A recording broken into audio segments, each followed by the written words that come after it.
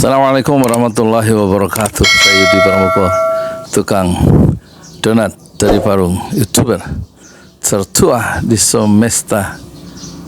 Alhamdulillah, wassalatu wassalamu ala rasulillah. Saya siaran rekaman dari Ojolali Bubur Ayam ya, dari kafe YouTuber Parung, cabang yang ke-99 ya, di Desa Pamekarsari di Kampung Tajur, di RT 6 RW 4. Kita akan membahas ya susunan menteri atau respon saya terhadap sejumlah menteri itu bagaimana ya, dan kaitannya dengan kesejahteraan rakyat ya. Kan tugas pemerintahan itu cuma dua sebenarnya, prosperity, bagaimana mengangkat rakyat itu supaya sejahtera. Mungkin nggak terjadi dengan susunan menteri yang hampir 100 itu. Dan kemudian soal security, keamanan ya, ada rasa aman nggak? Dan tampaknya dua-duanya itu jauh ya dari harapan kabinet Prabowo. Dengarkan ya, ini argumentasi saya. Kita lihat menteri-menteri yang kata Jokowi adalah simbol keberlanjutan, itu ada 16 menteri Jokowi yang dipakai oleh Prabowo, 15 atau 16 sekitar itulah. Tapi yang menonjol itu cuman ada 4 ya. Pertama Bahlil Lahadalia ya, Menteri ESDM. Ini sumber duit di sini nih. Sumber apa? ESDM itu apa? Energi dan sumber daya mineral ya. Ini sumber logistik untuk pemenangan pemilu tahun 2029 ya. Jadi betul-betul Prabowo sangat mementingkan logistik ya, cengkraman terhadap sumber daya mineral yang memang sekarang lagi jadi primadona, terutama batu bara ya. Yang kedua, menteri selain Bahlil, yang kedua adalah yang juga menterinya Jokowi dalam kabinet Jokowi adalah Erick Thohir. Ini juga sumber duit nih, hampir 100 BUMN ya. Kata Erick Thohir 72 ada masalah ya, dan korupsi juga besar di BUMN, tapi duitnya juga besar nih, makanya di korupsinya besar juga, seperti BUMN itu, Badan Usaha Milik Negara. Ini Erick Thohir yang menguasai duit dan sumber-sumber pembiayaan untuk logistik pemilu nanti. Jadi rupanya Prabowo ini berpikir ingin menjadi presiden periode kedua dengan mengamankan sumber-sumber logistik yang bisa kapitalisasi dari kementerian-kementerian yang sudah terekam jejaknya, bisa dikendalikan ya, karena memang dia pembantu presiden ya. Terus yang ketiga, setelah Bahlil Lahadalia terus Erick Thohir, itu pusat-pusat keuangan, kementerian-kementerian basah tuh. Yang ketiga adalah Sri Mulyani. Sri Mulyani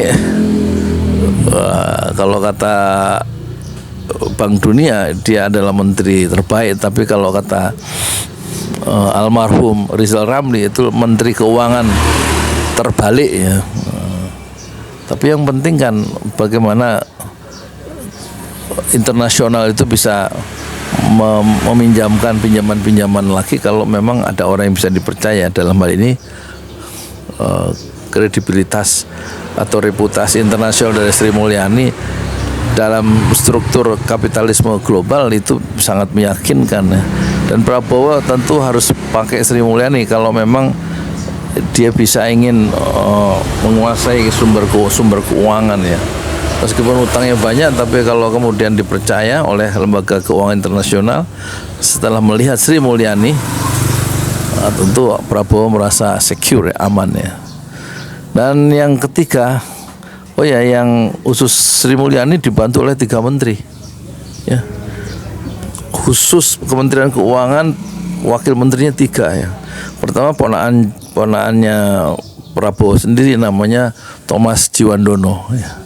Sudah dipakai di jabat akhir rejim Jokowi, dipakai ya sebagai wakil dari Sri Mulyani ya. Kemudian yang kedua, wakil menteri yang kedua itu adalah Anggito Abimanyu ya, orang UGM yang bekas ngurusin haji di Kementerian Agama soal dana haji itu. Dan yang ketiga adalah Sua Hasil ya, orang baru saya tidak kenal, Wakil Menteri Keuangan. Khusus Kementerian Keuangan itu Prabowo, bagaimana dia ingin membuat secure dan mendatangkan investasi atau pinjaman luar negeri ya, itu betul-betul tim keuangan itu bagaimana meyakinkan ya donor-donor internasional ya, termasuk IMF dan lembaga-lembaga keuangan yang lain. Dan yang keempat, menteri yang juga penting untuk stabilisasi politik ya, yaitu dia masih memakai Menteri Dalam Negeri zamannya Jokowi, Tito Karnavian, yang dulu pernah menjadi Kapolri. Dan tentu Kapolri itu membawahi seluruh ASN dan aparat desa sampai tingkat desa, dan kemudian juga membawahi kepolisian.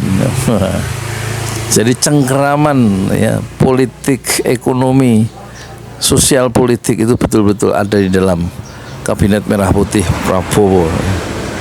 Dan kita tidak tahu bagaimana visi atau misi Prabowo dengan Kabinet Merah Putih yang hampir 100 menteri itu bisa menuntaskan janji-janji proklamasi ya, yaitu menegakkan keadilan sosial bagi seluruh rakyat Indonesia dan juga mencerdaskan kehidupan bangsa.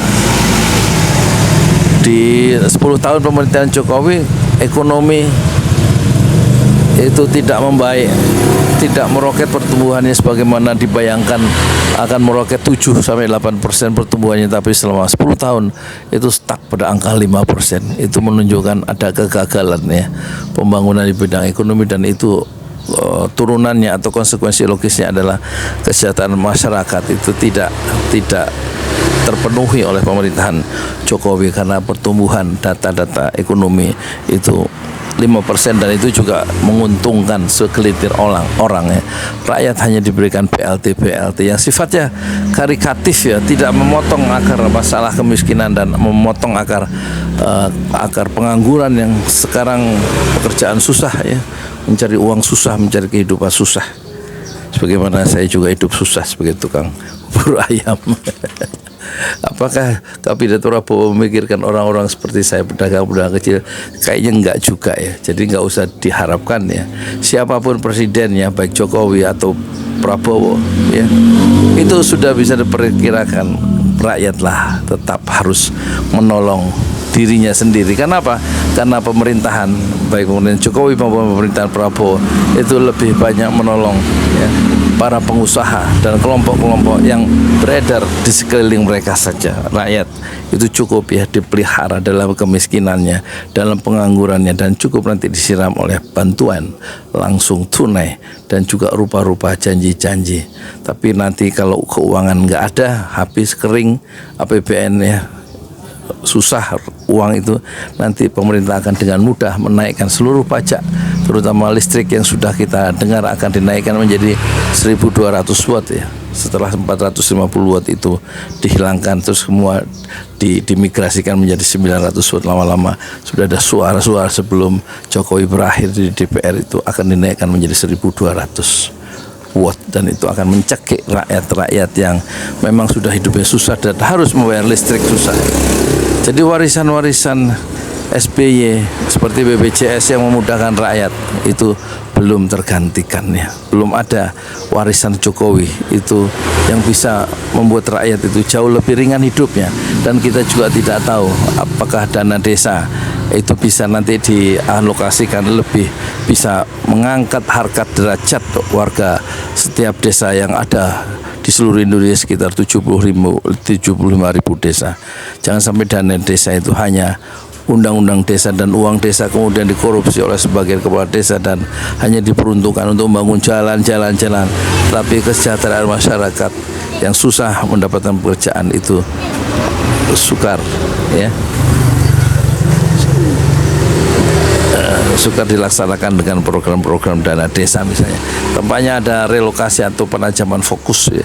Dana desa haruslah diangkat untuk mengangkat orang-orang kecil seperti tukang bubur ayam ya, orang-orang yang pengen sekolah, orang-orang yang nggak bisa belajar paket C, yang harus membayar 1,5 juta untuk ambil ijazah. Banyak anak-anak di kampung ini yang untuk ngambil sekolah harus bayar 7 juta, bayar 3 juta.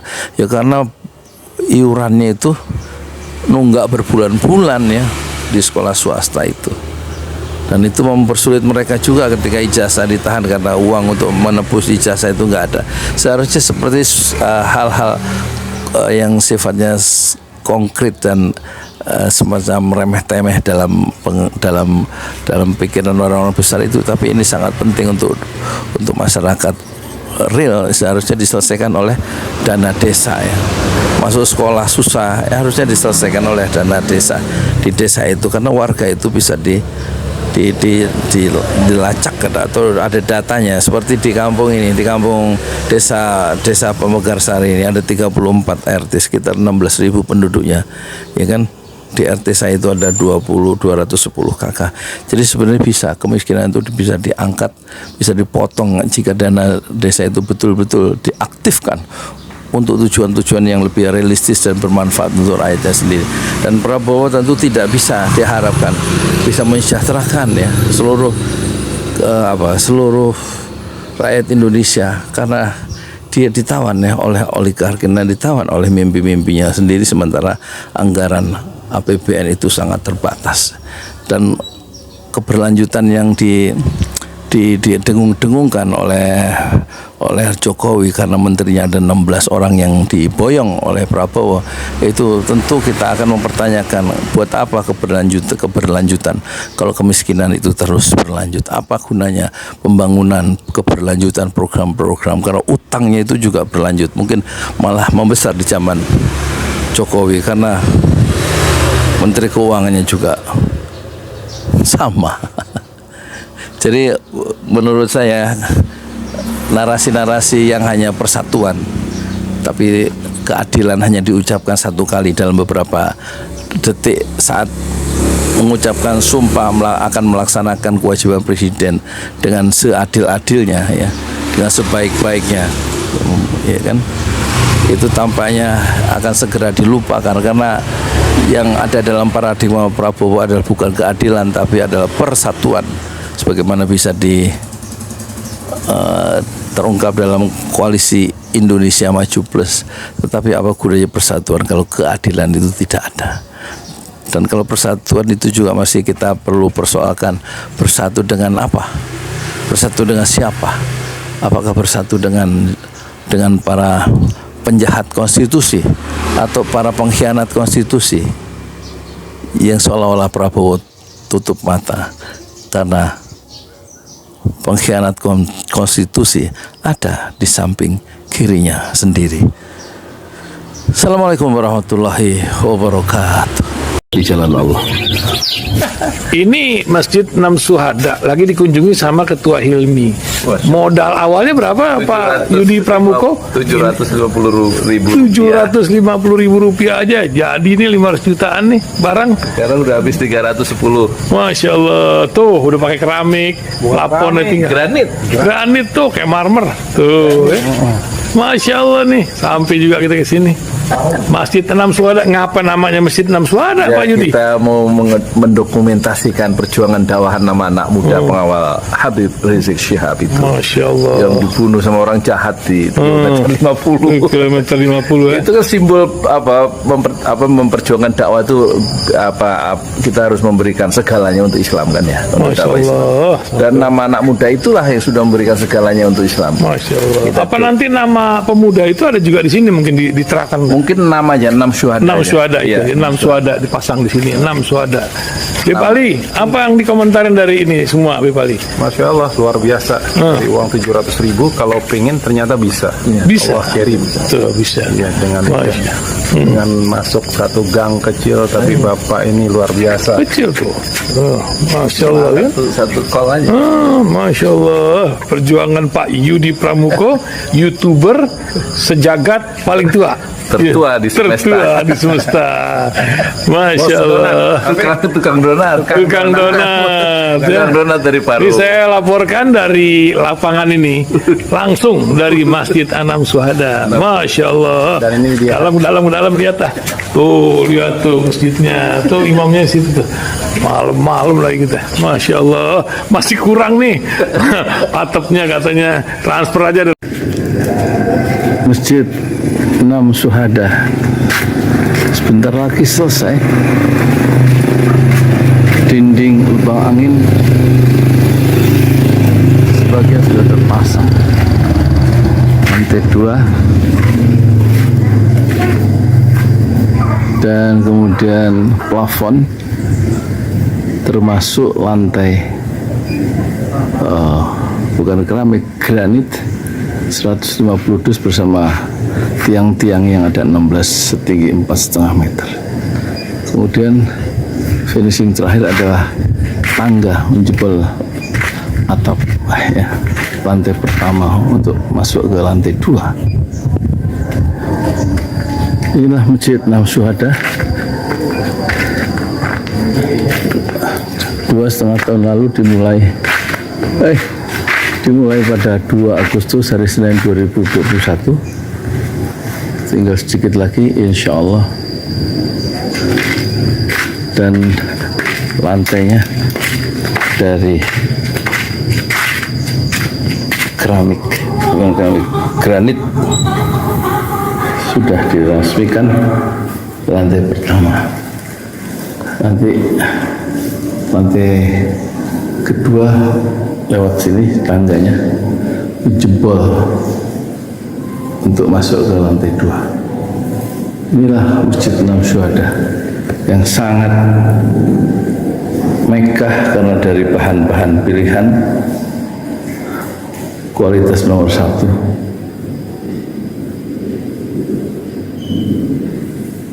Tinggal sekitar 80 juta lagi finishing lantai atas selesai, insya Allah.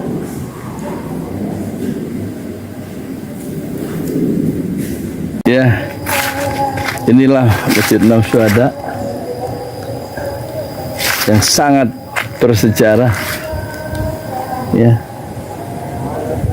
dalam sejarah dakwah Indonesia modern, insya Allah, karena ini dibangun dalam konteks kezaliman rejim penguasa yang sudah membunuh 6 santri dari front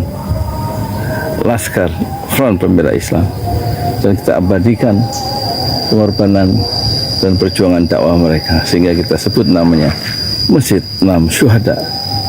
Mereka mengawal perjalanan dakwah gurunya Habib Rizik Syihab, dan mereka dicegat oleh orang-orang jahat di kilometer 50. Saya Yudi Pramuko, tukang donat dari Parung Youtuber, tertua di semesta fasbir sabrun jamila. Bersabarlah dengan kesabaran yang indah. Assalamualaikum warahmatullahi wabarakatuh.